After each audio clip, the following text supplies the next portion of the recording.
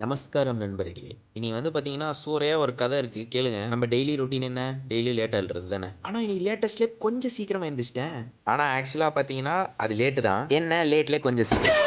இனிமே சீக்கிரமா போணும்னு சொல்லிட்டு, சீக்கிரமா ரெடி ஆயிட்டு கிளம்ப ஆரம்பிச்சுட்டேன். நம்ம என்னதான் சீக்கிரமா போனாலும் 8:00 ஃபுட் க்ளோஸ்ன்றதுனால இன்னைக்கு வெளிய தான் வாங்கி சாப்பிட்டேன். ஆக்சுவலா இந்த ரோட் சைட்ஸ் ஃபுட் சேல் பண்றவங்கலாம் வந்து பார்த்தீங்கன்னா, நல்ல ஸ்பாட்டா புடிச்சுக்கிட்டாங்க போல. செம கிரீனரியா இருக்கு. சேல்ஸும் நல்லா ஓடுது. ஹீட்டாவும் இல்ல. மத்தியானம் ஆக்சுவலா அது. அப்புறமா டிசைன் கிளாஸ் போயிட்டு ரிட்டர்ன் வரும்போது நம்ம டிசைன் கிளாஸ் நண்பர் வந்து டிராப் பண்ணிட்டாரு பிஜில. அப்புறம் பிஜில வந்து மதியானம் பிரியாணியும், சிக்கன் 65யும் சாப்பிட்டு கிளம்பிட்டேன்.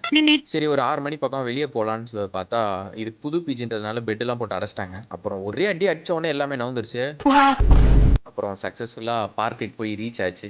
ரீச் ஆகி ஒரு 100 கிலோமீட்டர் நடந்திருப்பேன்னு நெனைக்கிறேன். செம்மையா டயர்ட் ஆயிட்டேன். பிஜிக்கு போயிட்டு தண்ணி பிடிக்கலான்னு மேலே ஏறுறேன் ஸ்டெப்ஸு. நாக்கு தள்ளுது.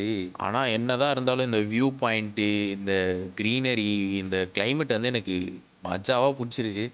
செம்ம ஏரியால வந்து இருக்கேன் நானு.